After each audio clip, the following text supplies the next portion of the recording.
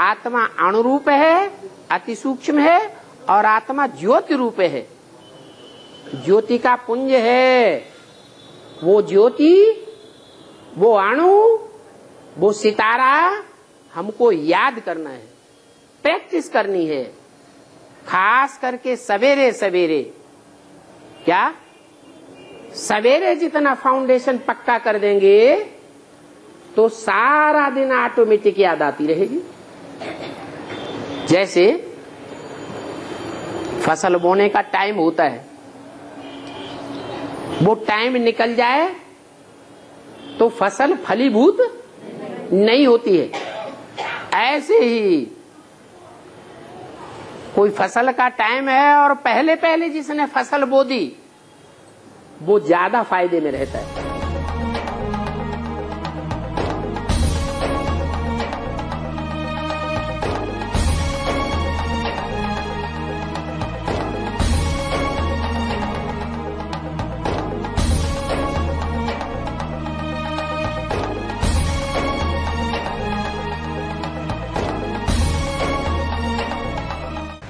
अगर सभी मनुष्य ये समझ जाएं, हम ये शरीर नहीं है, ये शरीर तो मिट्टी का पुतला है,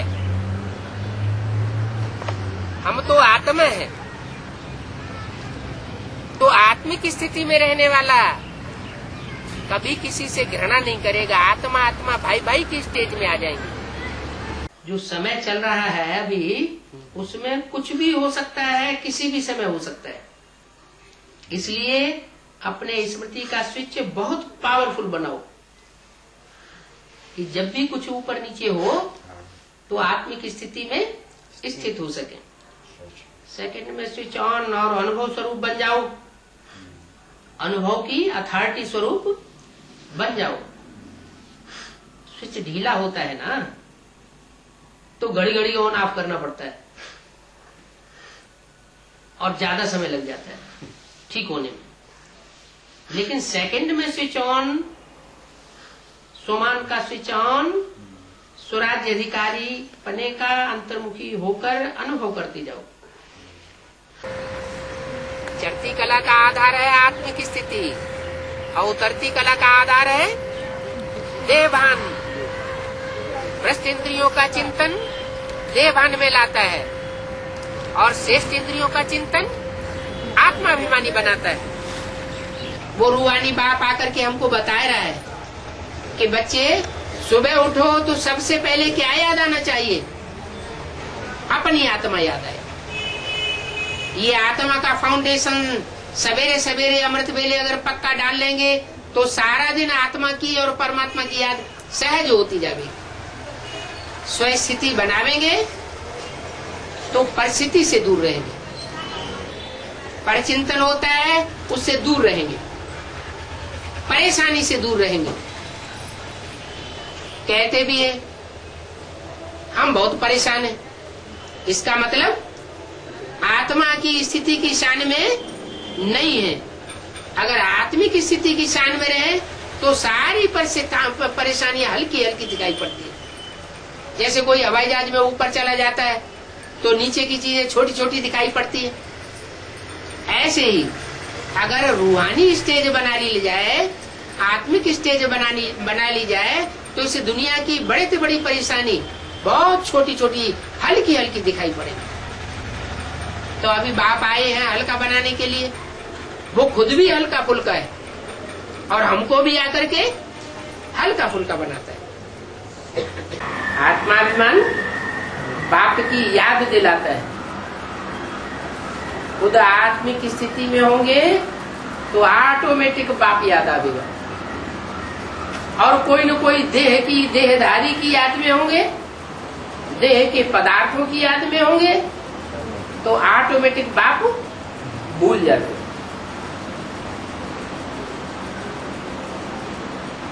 देह अभिमान में रहते हैं तो फिर बुद्धि धक्के खाती रहती। एक देहधारी में जाएगी, दूसरे देहधारी में जाएगी,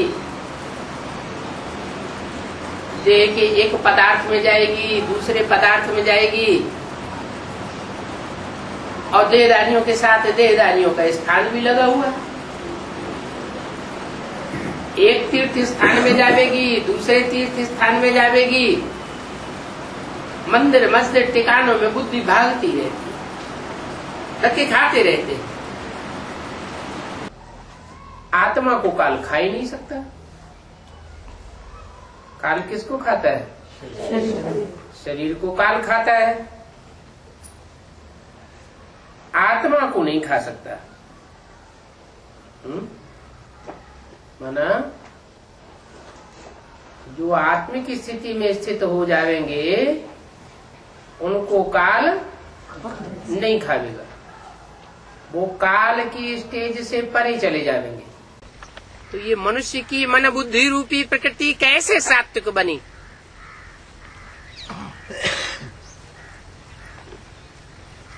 स्वचिंतन से बनी। स्व माने आत्मा। आत्मिक चिंतन में जितना हम रहेंगे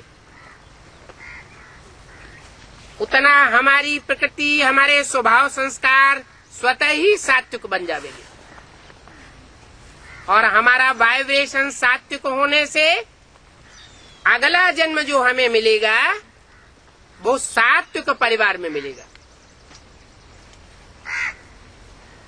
सात्विक वातावरण में हमारा जन्म होगा। अगर आत्मिक स्थिति में स्थित होंगे, परमात्मा स्थिति में स्थित होंगे, तो कर्म अकर्म हो जाएगा। क्या कर्म अकर्म होता रहेगा? क्यों? क्योंकि देह की याद ही नहीं है। जब देह की याद ही नहीं है तो देह का कर्म बंधन भी नहीं बनेगा। तो आत्मिक स्थिति में स्थित हो जाएंगे तो 5 विकारों से निजात पाए जाएंगे। बाप स्वयं ही सदैव स्व स्थिति में रहने वाला है। बच्चों को भी क्या सिखाते हैं? 63 जन्म की भल प्रैक्टिस है देह अभिमानी में आने की, फिर भी क्या करो? आत्मा अभिमानी बनने की प्रैक्टिस करो। प्रैक्टिस पक्की हो जाएगी आत्मिक स्थिति की तो किसी को भी दुख नहीं देंगे, क्योंकि शरीर ही नहीं देखेंगे तो दुख कैसे देंगे? नई दुनिया में दुख क्यों नहीं होता? क्योंकि वहाँ आत्मिक स्थिति की पक्की प्रैक्टिस रहती है। धारणा तो आत्मिक स्थिति में रहने वाले देवताओं में स्वतः ही होती है। देवताएं जन्म लेते हैं देवताओं के गर्भ से, तो उन्हें धारणा करनी पड़ती है क्या? नहीं, जन्मजात उनमें वो गुण होता है आत्मिक स्थिति के कारण। तो सिर्फ आत्मा समझना है, बाकी तीनों सब्जेक्ट स्वतः ही पक्के हो जाते हैं। आत्मा समझेंगे तो आत्मा से दूर बाप परमात्मा बाप है ही नहीं। तो जानते हो पुरुषार्थ करने से क्या नहीं हो सकता है?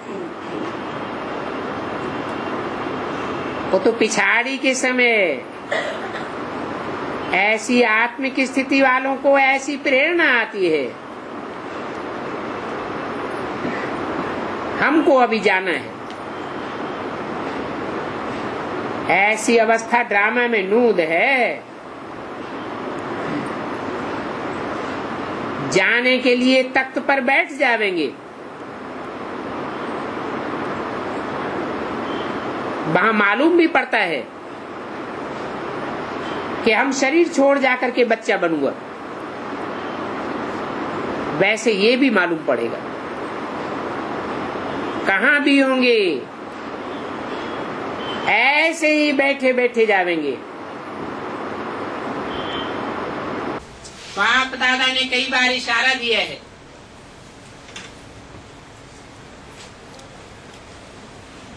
कि समय ना अचानक और ना झुकाने वाला है, आ रहा है। इसलिए एवर रेडी। उसके इसके लिए अशरीरीपन का अनुभव आवश्यक है।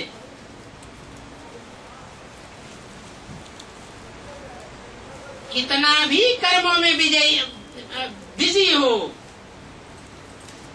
लेकिन बिजी होते हुए भी 1 सेकंड अशरीरी बनने का अभ्यास अभी से करके देखो।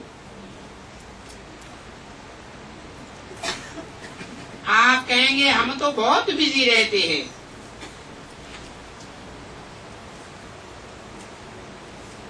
अगर मानो कितने भी बिजी हो, आपको प्यास लगती है तो क्या करेंगे? है? पानी नहीं पिएंगे? प्यास लगती है, गला सूख रहा है, तब आप कहते हम तो बहुत बिजी हैं। क्या करेंगे? पानी तो पिएंगे ना, क्योंकि समझते हो प्यास लगी है तो पानी पीना तो जरूरी है ना। ऐसे ही बीच बीच में अशरीरी आत्मिक स्थिति में स्थित रहने का अभ्यास बहुत जरूरी है, क्योंकि आने वाले समय में चारों ओर की हलचल होगी और हलचल की स्थिति में अचल होना अति आवश्यक है। तो अगर अभी से बहुत काल का अभ्यास नहीं करेंगे तो अति हलचल के समय अचल कैसे रहेंगे? ये सारे दिन में 1-2 मिनट भी निकाल करके चेक करो कि समय प्रमाण आत्मिक स्थिति द्वारा अशरीरी बन सकते हैं। चेक करो और चेंज करो। सिर्फ चेक करके नहीं रह जाना, चेंज भी करो।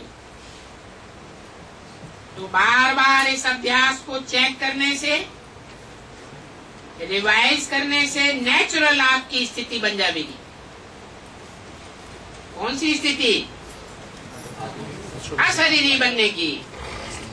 जो आत्मिक स्थिति में बैठने का अभ्यास करते हैं उनको ही पढ़ाते हैं। देवभान में रहने वाले इस ईश्वरीय ज्ञान को धारण ही नहीं कर सकते, आत्मा ही धारण करती है।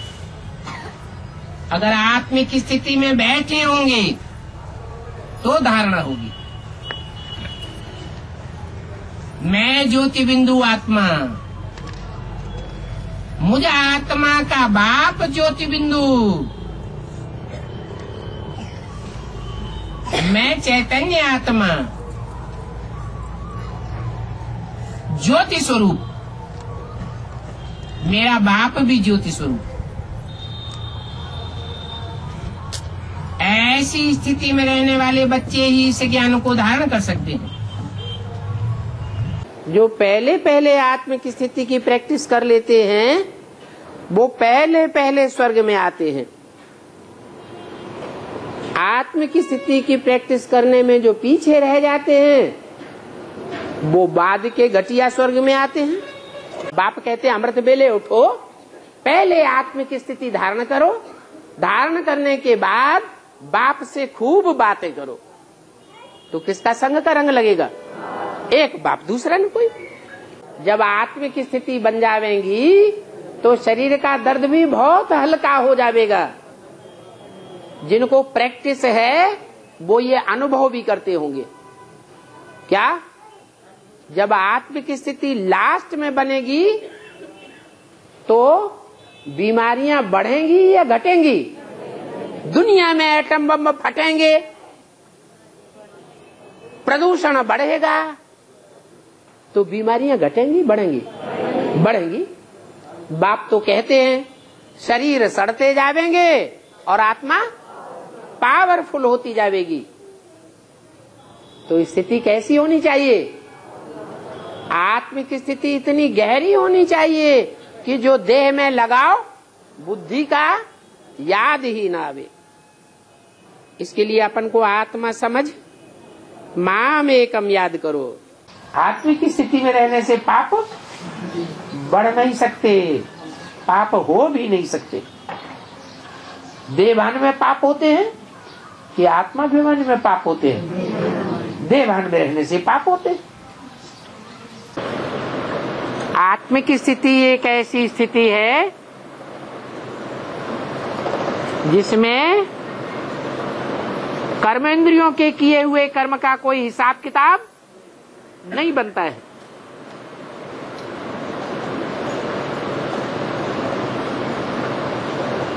जैसे वो हठ योगी होते हैं,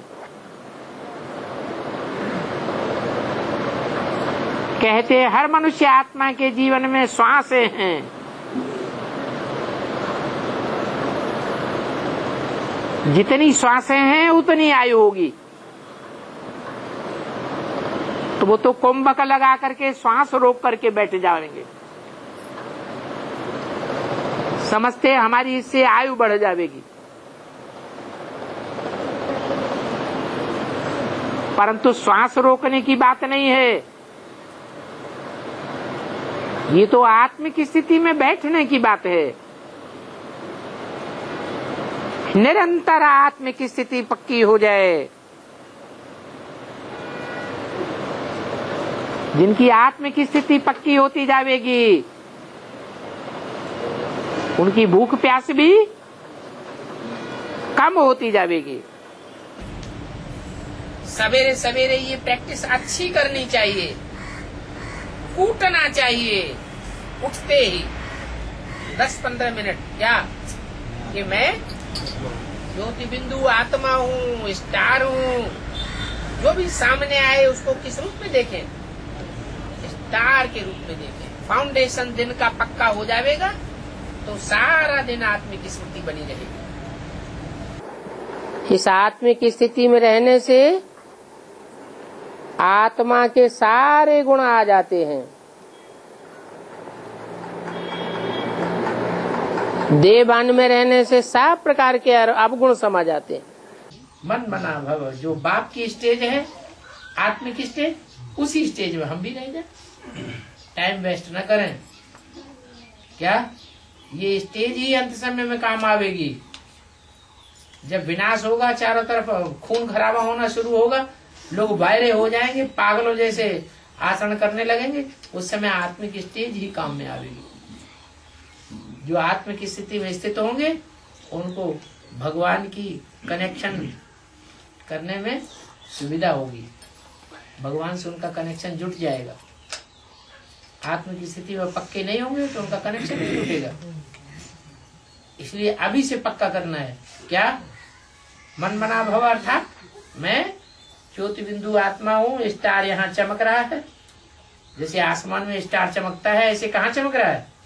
ये आत्मा रूपी सितारा भ्रकुटी में चमक रहा है, और इस आत्मा रूपी सितारे का बाप है वो शिव ज्योति बिंदु, जो इस सृष्टि पर हमको लेने आया हुआ। बाबा, आत्मिक स्थिति कब बनेगी?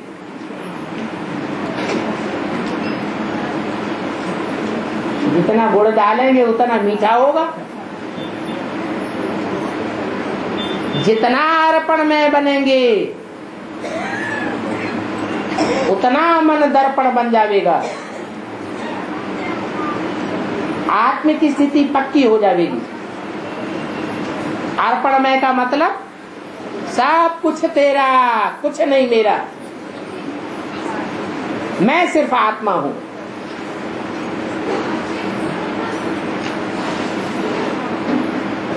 तो जरूर आत्मिक स्थिति बनेगी। आत्मिक स्थिति में रहो, यहाँ स्टार को देखने की प्रैक्टिस करो, जिससे बात करो उसकी लाल लाल बिंदी को न देखो, उस स्टार आत्मा सफेद स्टार को देखो। देखते देखते ऐसी प्रैक्टिस हो जाए कि किसी के भी चेहरे को देखो, चाहे पुरुष को देखो, चाहे स्त्री को देखो, बच्चे को देखो, बूढ़े को देखो, क्या दिखाई पड़े? वो स्टार सफेद दिखाई पड़े। बाबा तो फिर भी कहते हैं कि बिंदी लगाएं तो छोटा सा सफेद स्टार की बिंदी लगाए। बाबा को तो असली रूप का पता है, इसलिए मुरली में बोल दिया। जब भी सवेरे सवेरे उठे तो पहले पहले याद आए क्या है? ऐसे नहीं उठते ही शीशा देख लिया, नहीं, उठते ही याद आए स्टार। और थोड़ा टाइम उसमें टिके, कोशिश करके भी टिके, हठ योग से भी टिके। सवेरे को बुद्धि इधर उधर भागेगी, बार बार ठिकाने पर लाएं। आसमान में सितारे को देख लें, फिर याद करें, कमरे से बाहर आ जाएं।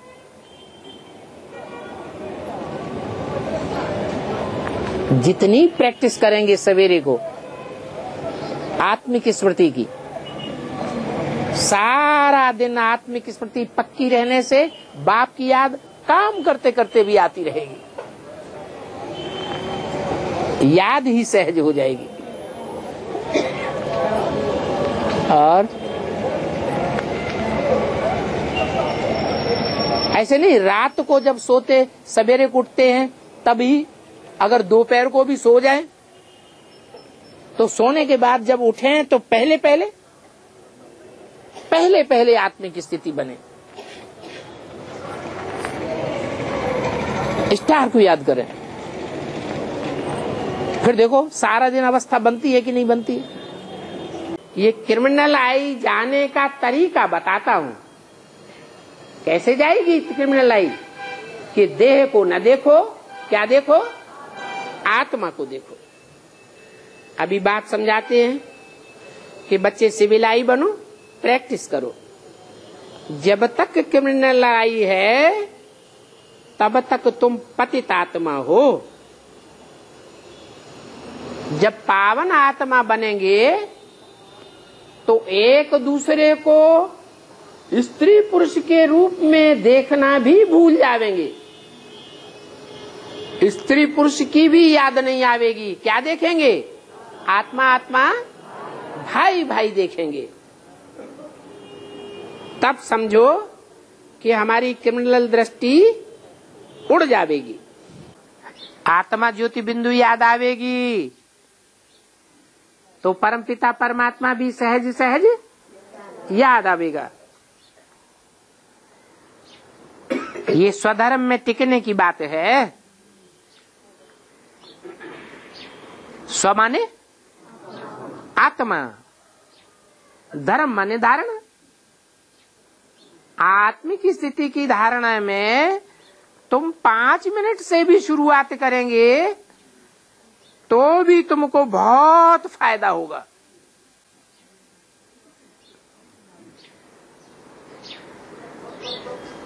वो भक्ति मार्ग में भी गीता लिखी है। जब लिखी गई थी गीता तो द्वापर युग सतो प्रधान था या तमो प्रधान था? सतो प्रधानता में सच्ची बात लिखी गई होगी या झूठी बात लिखी गई होगी? वहां भी आया है स्वल्पम अपस्य स्वल्पम अप्यस्य धर्मस्य त्रायते महतो भयात्। महान भय से ये आत्मिक स्थिति के धर्म में टिकना महान भय से रक्षा कर देता है। ऐसा भी समय आवेगा, चारों तरफ भय के बादल मंडरा रहे होंगे, उससे तुम्हें थोड़ी सी भी याद होगी, आत्मिक स्थिति की थोड़ी सी भी प्रैक्टिस होगी तो तुम उस भय से बच जाएंगे। चाहे किसी के माथे पे बिंदी या टीका लगा हुआ हो या न लगा हुआ हो, लेकिन हमको क्या याद आना चाहिए? हाँ, कि हमको दिखाई पड़े कि ये सफेद सफेद सितारा इसकी बिंदी में चमक रहा है। तो अगर ऐसी प्रैक्टिस डाल ली तो जैसे कि हम आत्मा में चलते फिरते उठते बैठते खाते पीते कोई गाली दे रहा है तो भी, कोई ग्लानि कर रहा है तो भी हम उसको किस रूप में देखें? आत्मिक। जब आत्मिक रूप में देखेंगे तो आत्मा आत्मा भाई भाई हो जाएगा। वो भी परमात्मा का बच्चा, हम भी परमात्मा के बच्चे। वो थोड़ा ज्यादा तमो प्रधान अंदर से समझेंगे। क्या समझेंगे? कि ये ग्लानि कर रहा है, गाली दे रहा है, तो ये ज्यादा तमो प्रधान बन गया है। और हम थोड़ा बह रहे हैं हमारे ऊपर बाप के, इसलिए हम अपने को कंट्रोल किए हुए हैं। रहम आना चाहिए कि ये आत्मा नीचे गिर रही है, इस आत्मा को भी ऊपर उठाए। तो जब हम ऐसे लगातार वाइब्रेशन बनाएंगे तो हमारे वाइब्रेशन का दूसरों के ऊपर असर पड़ेगा। इसलिए बताया कि जब विनाश होगा उस समय कोई तलवार लेकर के या बंदूक लेकर के भी हमारे ऊपर आक्रमण करने के लिए आ जाएगा, क्या बिल्कुल मारने के ऊपर ही आमादा हो जाएगा, तो भी हमारी आत्मिक स्थिति के आधार पर उसको भयंकर साक्षात्कार हो जाएगा। अब भाग खड़ा होगा। कुरान में भी लिखा है जब कयामत होती है तो खुदा के बंदे बहुत मौज में रहते हैं, उनके ऊपर कोई तकलीफ नहीं आती है, तकलीफ उनको महसूस नहीं होती। तो बंदे कब कहे जाएंगे? जब देवान में रहना बंद करें। क्या देवान में रहना बंद करें तो खुदा के बंदे, और देवान अगर आता रहता है तो कहेंगे अभी खुदा के बंदे नहीं है, गंदे हैं। तो सुबह से लेकर के शाम तक ये प्रैक्टिस करें पक्की पक्की। क्या कि हम ज्योति बिंदु आत्मा है, और दूसरी भी आत्मा जो जरूर मिलती है, जुलती है, संपर्क संबंध में आती है, उनको भी हम क्या देखें? ज्योति बिंदु आत्मा के रूप में देखें। अगर ये प्रैक्टिस पक्की पड़ेगी तो शर्त यह है कि आत्मा को परमात्मा जरूर याद आवेगा। क्या आत्मा बच्चा बने और बच्चा आत्मा को परमात्मा बाप याद ना आए, ये हो नहीं सकता। जहाँ जहाँ आत्मिक स्वरूप होगा वहाँ परमात्मा साथ साथ रहेगा। अपन को स्टार समझो, सवेरे को बैठ जाओ याद में, उठते उठते और कुछ भी याद ना आए, मैं स्टार हूँ, मैं आत्मा हूँ, मैं आत्मा पार्टधारी हूँ, मैं आत्मा ने 84 चोले धारण किए हैं। ऐसे ऐसे सहज सहज बढ़िया बढ़िया संकल्प करो, स्टार को याद करते रहो। फाउंडेशन सवेरे का पक्का हो जाएगा। सवेरे का फाउंडेशन सारा दिन काम में आवेगा। अमृत वेला फाउंडेशन वेला है। सारा दिन आत्मिक स्मृति की पक्की प्रैक्टिस हो जाएगी, फिर कोई भूत प्रेत आत्मा प्रवेश नहीं कर सकेगी। सुख भोगने से आत्मा की पावर कम होती जाती है। आत्मा जैसे कि एक बैटरी है जो भ्रकुटी के मध्य में रखी हुई है, एक सितारे की मिसल। इतनी छोटी सी बैटरी में 84 जन्मों का पार्ट भरा हुआ है। ज्यों ज्यों सुख भोगते जाते हैं, त्यों त्यों आत्मिक स्थिति कम होती जाती है। देवान आने से दुख बढ़ता है। काम क्रोध लोभ मोह अहंकार बढ़ता है। अगर अपन को आत्मा ही समझें, पक्की प्रैक्टिस करें, तो काम विकार भी तंग नहीं कर सकता। अपन को देह समझते हैं तो देह भान आने के कारण काम विकार आता है।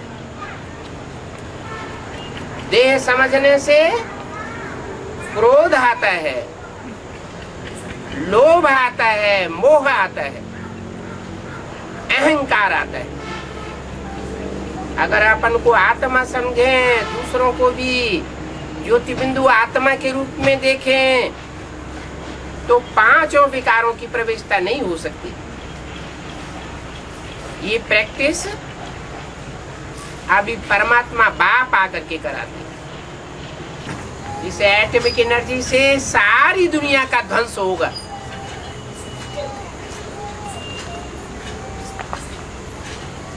सबको अपने शरीर छोड़ने पड़ेंगे।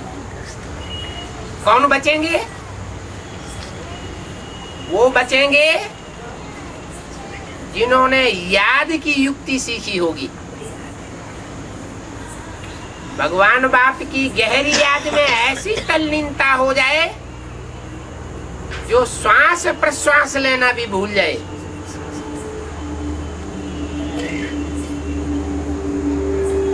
एटॉमिक विस्फोट उनको असर ही नहीं करेंगे। जो बदबू फैलेगी